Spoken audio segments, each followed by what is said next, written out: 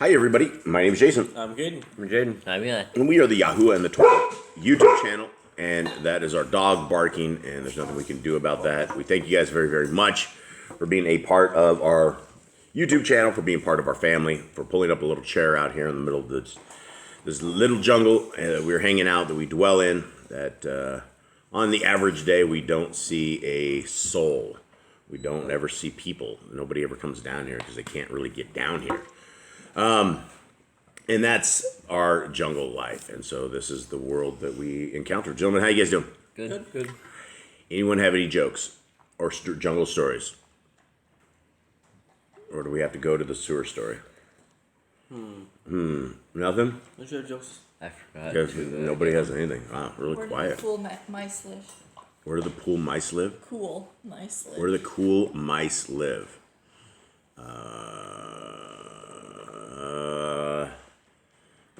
We're talking computer mice, by the way. Oh, the cool mice live? I don't know, in the boss house? I don't. A mouse pad. The mouse pad. I get it. All right, Mom, save the day. I got another one here. I'll do you. What do dentists call their X-rays? Toothpicks. Oh, did you know this? Did you see this one? Oh, you're no fun. That's no good. That's it. That's the end of it. So I guess that's the end of it. I guess that's good enough. I don't have to tell the sewer story. Maybe I'll tell the sewer story maybe next week if nobody has a joke. Just because I think that's a very interesting story to tell everyone.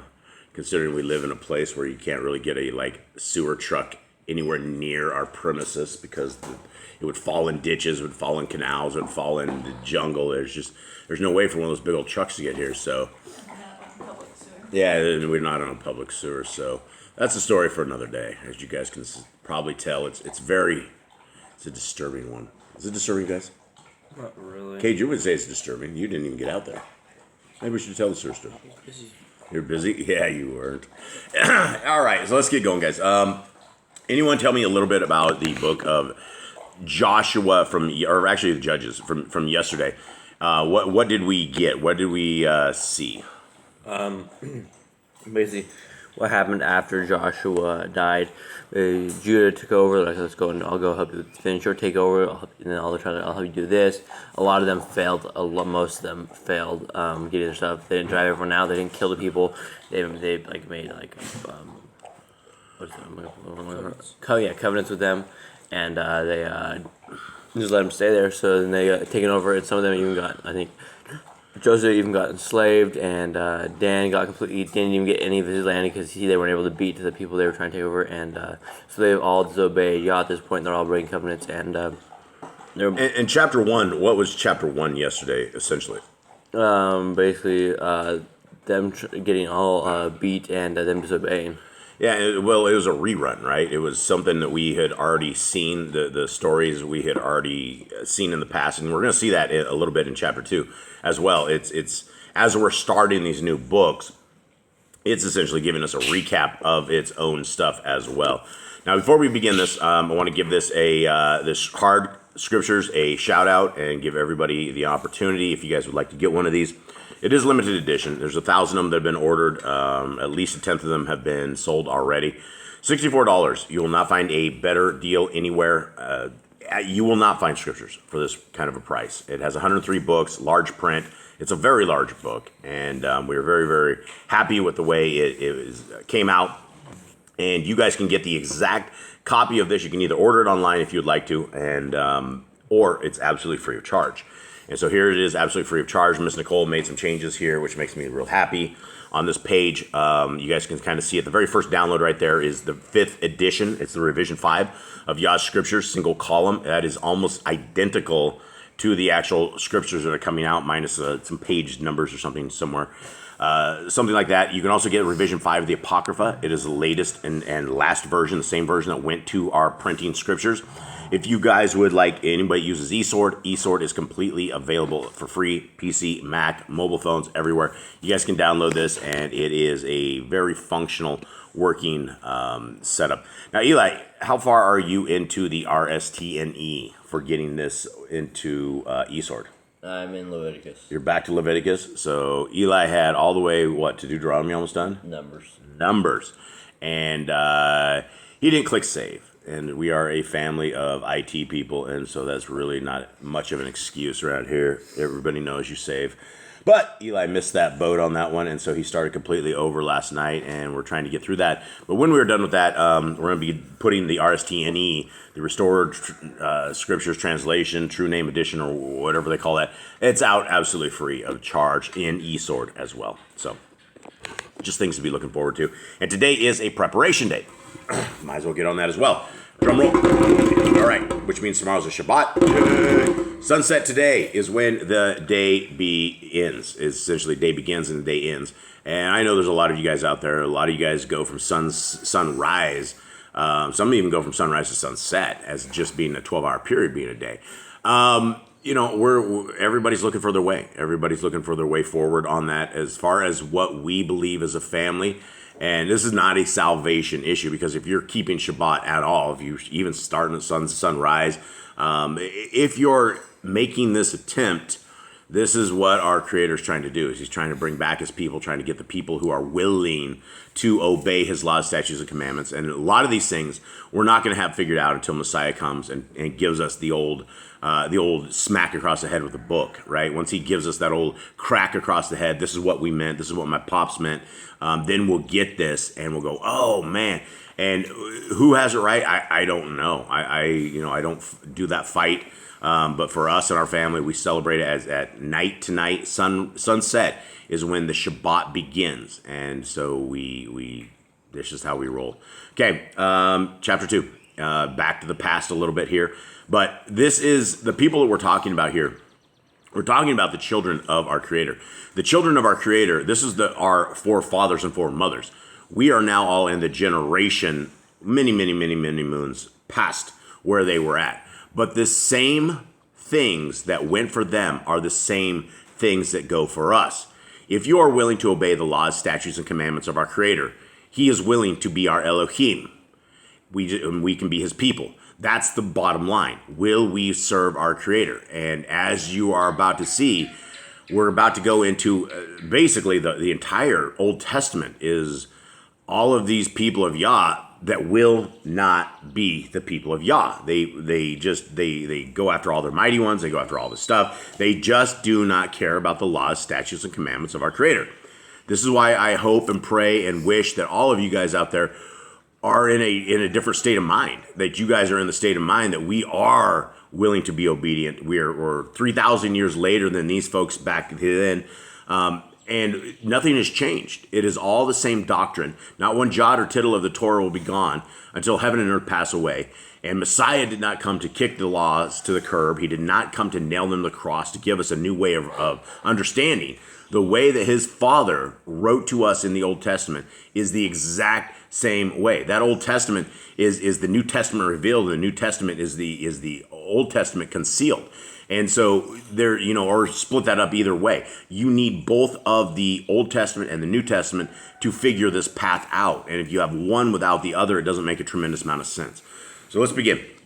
And the messenger of Yahuwah came up from Gilgal to Bochum and said, I led you up from Mitzrayim and brought you to the land of which I swore to your fathers. And I said, I do not break my covenant with you. And as for you, do not make a covenant with the inhabitants of this land. Break down their altars. But you have not obeyed my voice. What is this that you have done? Okay, now, is this past, present, or future? Or what are we talking about here? This is like... When do we have a messenger that came and walked with the people of Yisrael? I think this is right after Joshua. Yeah, this is early. This is early in Joshua's career, right? Right as soon as we know that right after they passed over, Yah gave them a messenger. And we remember that from, I think it was the first chapter of Joshua, where it talked about this and that messenger coming to lead them. Excuse me. And Joshua going up to him and going, friend or foe, are you gonna fight with us? And he says, I'm not gonna fight with you. I am going to lead you. And so this is in the past. And so is everyone make sure you guys are understanding where this is at. Okay, 3.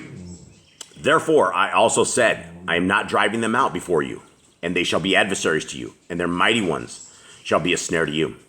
And it came to be when the messenger of Yahuwah spoke these words to all the children of Israel, that the people lifted up their voice and wept. So they called the name of that place Bochim, and slaughtered there to Yahuwah. Then Yahushua dismissed the people, and the children of Israel went each to his own inheritance to possess the land. And the people served Yahuwah all the days of Yahushua, and all the days of the elders who outlived Yahushua, who had seen all the great works of Yahuwah, which he had done for Israel. And Yahushua, son of Nun, the servant of Yahuwah, died 110 years old. Now, does this dude die twice, or are we just recapping this? This has to be a recap. It is a recap. Okay, and they buried him within the border of his inheritance at Timnath Keres, in the mountains of Ephraim, on the north side of Mount Gaish. That's different. This is Timnath Sarach. This is not Timnath Keres. Yeah. That's a different place.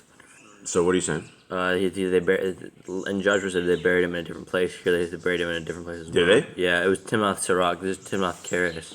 That's very interesting. I wonder why we have two different accounts of the same burial of Yahushua. I didn't catch that before. Did you catch that yet? No. Maybe they renamed it that? Maybe. All right. 10. And all that generation were likewise gathered to their fathers. And another generation rose after them, who did not know Yahuwah, nor the work which he had done for Yisrael. Now, who's to blame here? Parents. Parents. They didn't teach them. If they don't know Yahuwah, that's like on them. Yeah, this is absolutely it. The parents did not take the kids, and there are commandments that we are to teach our kids this. Our kids should be knowing this. Even from what we understand out of the Apocrypha, what was it, 3 or 5 years old when you're supposed to like start learning this? The laws, statutes, and commandments. Like I think it's 3 years old. When Abraham was talking about the city that they had of Shalom, where you literally started learning this stuff at 3 years old. Imagine a world where we taught all of our kids the ways of Yah, and they were astute at 3 years old. That would just be a very interesting world we live. But again, we don't know it in this generation and the old generation. Nobody knows Yah because the parents did not teach them. Okay, what am I, 11? Generation likewise, yep.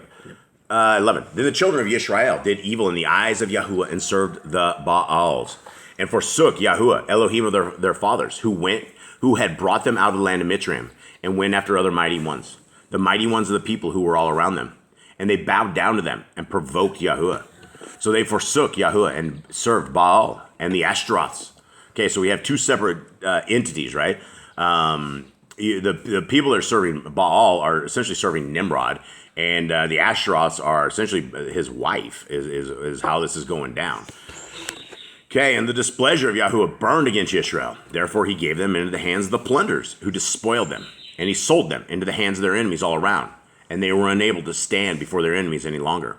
Wherever they went out, the hand of Yahuwah was against them for evil, as Yahuwah had spoken, and as Yahuwah had sworn to them, and they were distressed greatly. Then Yahuwah raised up rulers who saved them from the hand of those who plundered them. However, they did not listen to their rulers either, but went whoring after the other mighty ones, and bowed down to them. They soon turned away from the way in which their fathers walked in obeying the commands of Yahuwah. They did not do so. And when Yahuwah had raised up rulers for them, Yahuwah was the ruler and saved them from the hand of their enemies all the days of the ruler. For Yahuwah had compassion on their groaning because of those who oppressed them and crushed them. And it came to be when the ruler was dead that they would go back and do more corruptly than their fathers, to go after other mighty ones, to serve them, and to bow down to them. They did not refrain from their practices and from their stubborn way. And this Classic Israelites. Yeah, well, and here's the gig, is we have an entire generation. We are in this world right now. Everybody in Monday is the day of Satan. Everybody's about to get on their knees to Nimrod's phallus as they indoctrinate their kids into a lie. And how many parents are out there lying to their children? How many told their kids there was a Santa Claus? Did we ever do that, Mr. Cole? Did we ever lie to our kids? Yep. Did we lie to our kids? We did lie to our kids. All right. When did we stop lying to our kids?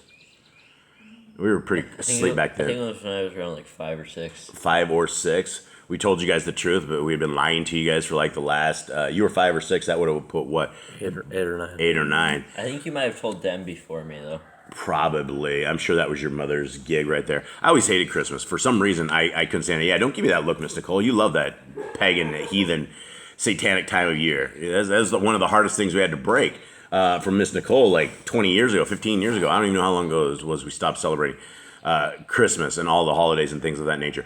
But we were down with it, right? We were on our knees, bowing down to this, giving our kids this. We were total Satanists. And it took a while to figure this out. It took a while to retrain my wife. It's like, well, the most happiest time of the year is the song. All the songs that we know, Deck the Halls, all this thing.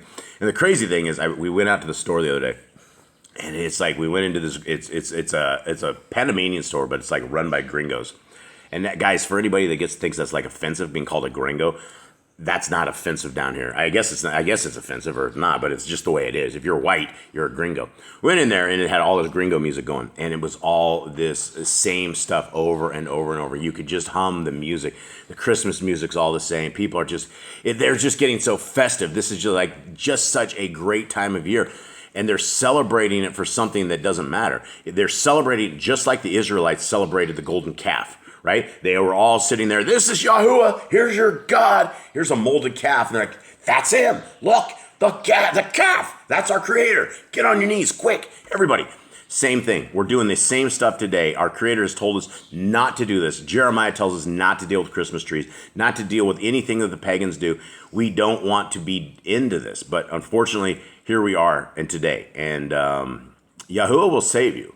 Yahuwah will bring you in and deliver. He'll bring us all in a deliver if you're looking for the way out. Okay, what verse am I on, by the way? That little soapbox extravaganza. I believe 20. All right. And the displeasure of Yahuwah burned against Israel, and he said, because this nation has transgressed my covenant, and I commanded their fathers, and has not obeyed my voice, I also shall no longer drive out before them any of the nations which Yahushua left when he died, in order to try Israel by them, whether they would guard the way of Yahuwah, to walk in them as their fathers guarded them, or not. So Yahuwah left those nations without driving them out at once, and did not give them into the hand of Yahushua. So here we are. These are our forefathers and foremothers, and before you guys start thinking that you guys would do something different than them, let's all evaluate our world, our lives, what we do, how we do it. Are we in covenant with our Creator? Have we gotten rid of all the evil in our lives? Are we walking according to the Torah? Are we walking according to the way our Messiah has told us to walk? Are we loving our brother as ourselves? Is that a question? Anyone? Do we do that here? Do we love our brothers as ourselves, or do we have a problem with this? Anyone? Probably a problem. We have a huge problem with that here, huh? I mean, of the 50% of the greatest commandments, for some strange reason, we break the brotherly love one nearly every day. And it is a struggle that we fight with in this house that I'm sure other people fight with, but I will just put it out there straight up to you guys. We struggle with loving our brother as ourselves. And that's not even people outside of the house. That is our own internal network of, are we just crazy rogue people, or do we truly love our brothers as ourselves?